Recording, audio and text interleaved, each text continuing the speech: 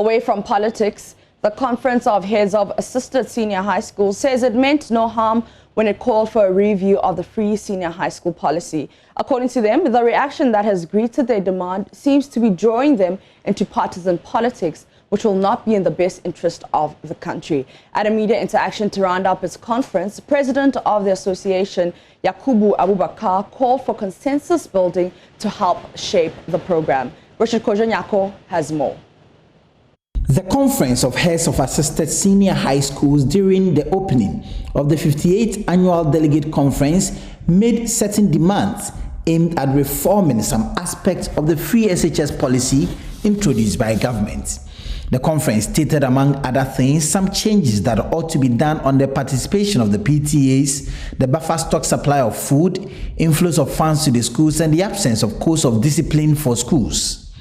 CHASS says it is not partisan and their recommendations ought to be properly placed to help in shaping up the free SHS policy.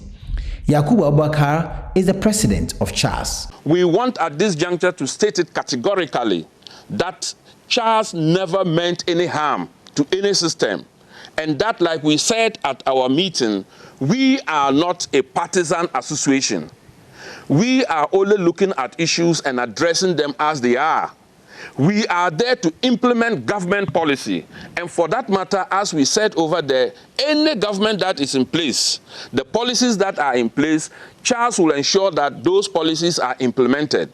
However, allow CHASS also to say that if there are challenges with the policies, it's only good for us to point them out so that together we shall come and address them. This is exactly what CHASS meant and nothing outside it.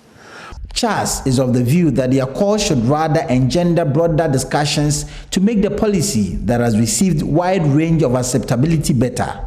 During the president's address, we tried to bring out some of the challenges that we will face as school heads after having implemented the policy for 3 years running, and said there would be the need for leadership of CHASS and management of Ghana Education Service to sit down and dialogue and find solutions to those problems. This is where we mention an example of the PTAs which were not functioning in our schools as a result of the new policy of the free SHS.